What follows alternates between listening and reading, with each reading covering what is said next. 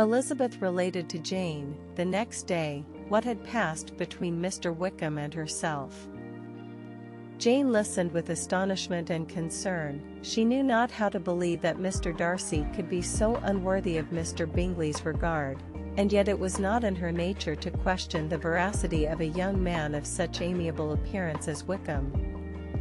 The possibility of his having really endured such unkindness was enough to interest all her tender feelings, and nothing therefore remained to be done but to think well of them both, to defend the conduct of each, and throw into the account of accident or mistake whatever could not be otherwise explained. "They have both," said she, "been deceived, I dare say, in some way or other, of which we can form no idea. Interested people have perhaps misrepresented each to the other. It is, in short, impossible for us to conjecture the causes or circumstances which may have alienated them, without actual blame on either side." "Very true, indeed. And now, my dear Jane, what have you got to say in behalf of the interested people who have probably been concerned in the business? Do clear them, too, or we shall be obliged to think ill of somebody. Laugh as much as you choose, but you will not laugh me out of my opinion. My dearest Lizzie, do but consider in what a disgraceful light it places Mr. Darcy, to be treating his father's favourite in such a manner, one whom his father had promised to provide for. It is impossible. No man of common humanity, no man who had any value for his character, could be capable of it. Can his most intimate friends be so excessively deceived in him? Oh no. I can much more easily believe Mr. Bingley's being imposed on than that Mr. Wickham should invent such a history of himself as he gave me last night, names, facts, everything mentioned without ceremony. If it be not so, let Mr. Darcy contradict it. Besides, there was truth in his looks. It is difficult, indeed it is distressing. One does not know what to think. I beg your pardon, one knows exactly what to think." But Jane could think with certainty on only one point, that Mr. Bingley, if he had been imposed on, would have much to suffer when the affair became public. The two young ladies were summoned from the shrubbery, where this conversation passed, by the arrival of some of the very persons of whom they had been speaking. Mr. Bingley and his sisters came to give their personal invitation for the long-expected ball at Netherfield, which was fixed for the following Tuesday.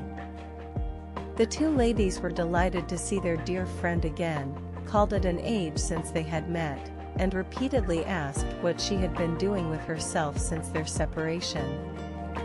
To the rest of the family they paid little attention, avoiding Mrs. Bennet as much as possible, saying not much to Elizabeth, and nothing at all to the others. They were soon gone again, rising from their seats with an activity which took their brother by surprise, and hurrying off as if eager to escape from Mrs. Bennet's civilities. The prospect of the Netherfield ball was extremely agreeable to every female of the family. Mrs. Bennet chose to consider it as given in compliment to her eldest daughter, and was particularly flattered by receiving the invitation from Mr. Bingley himself, instead of a ceremonious card. Jane pictured to herself a happy evening in the society of her two friends, and the attentions of their brother, and Elizabeth thought with pleasure of dancing a great deal with Mr. Wickham, and of seeing a confirmation of everything in Mr. Darcy's look and behaviour. The happiness anticipated by Catherine and Lydia depended less on any single event, or any particular person, for though they each, like Elizabeth, meant to dance half the evening with Mr. Wickham, he was by no means the only partner who could satisfy them, and a ball was, at any rate, a ball. And even Mary could assure her family that she had no disinclination for it. "While I can have my mornings to myself," said she, "it is enough. I think it is no sacrifice to join occasionally in evening engagements. Society has claims on us all, and I profess myself one of those who consider intervals of recreation and amusement as desirable for everybody." Elizabeth's spirits were so high on the occasion, that though she did not often speak unnecessarily to Mr. Collins, she could not help asking him whether he intended to accept Mr. Bingley's invitation, and if he did, whether he would think it proper to join in the evening's amusement, and she was rather surprised to find that he entertained no scruple whatever on that head, and was very far from dreading a rebuke, either from the Archbishop or Lady Catherine de Bourgh, by venturing to dance.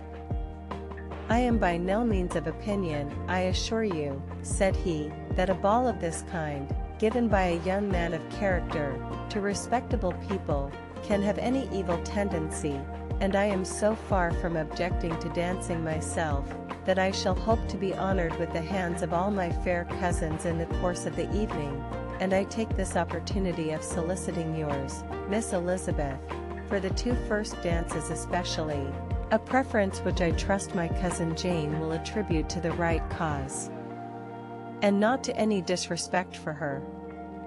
Elizabeth felt herself completely taken in. She had fully proposed being engaged by Wickham for those very dances, and to have Mr. Collins instead, her liveliness had been never worse timed. There was no help for it, however.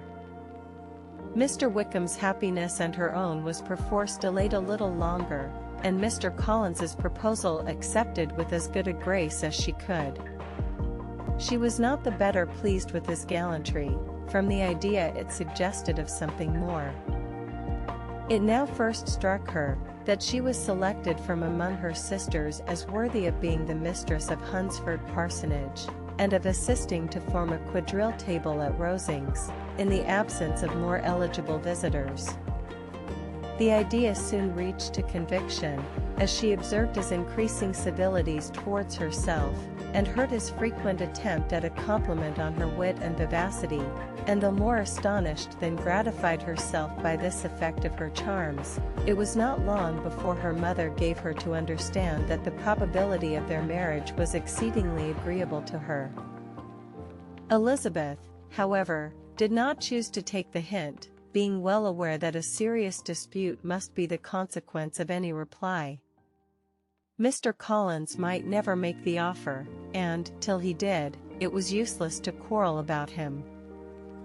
If there had not been a Netherfield ball to prepare for and talk of, the younger Miss Bennets would have been in a pitiable state at this time, for, from the day of the invitation to the day of the ball, there was such a succession of rain as prevented their walking to Meryton once. No aunt, no officers, no news could be sought after. The very chourouses for Netherfield were got by proxy. Even Elizabeth might have found some trial of her patience in weather which totally suspended the improvement of her acquaintance with Mr. Wickham, and nothing less than a dance on Tuesday could have made such a Friday, Saturday, Sunday, and Monday endurable to Kitty and Lydia.